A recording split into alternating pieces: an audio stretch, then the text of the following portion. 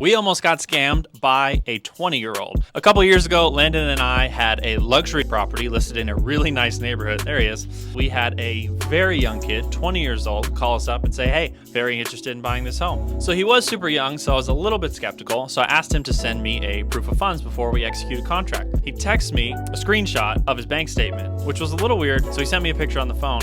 And Landon and I were examining it, and it looked a little fishy. It seemed like there was some photoshopping going on. We didn't think it was totally legit, but we didn't want to discredit this kid because there are some young adults that have a lot of money and can buy a house. So long story short, he ends up signing a contract, but he never wires his EMD. So he really never goes into escrow with the property. I end up calling and calling and calling, can't get a hold of him. But what we do find in about a day or two is a whole bunch of packages, tons of cups, foldable tables, rugs, all sorts of weird things. And then we got a call from the guard gate that said, hey, I have a flyer with your address on it that says next Saturday, there's gonna be a pool party at your house. Obviously, we were not throwing a pool party. This was the entire scam that this kid was trying to pull on us by locking up the property, putting it in escrow so nobody could go there, so that he could go there with all his friends and throw a pool party. So just for a little scale, the price of this house was near $2.5 million at this time. So kid definitely had some big cojones on him. So we never ended up hearing from him ever again. Kid totally vanished. But moral of the story is to always qualify your buyers because there are a ton of scammers out there and you can get caught if you're not careful.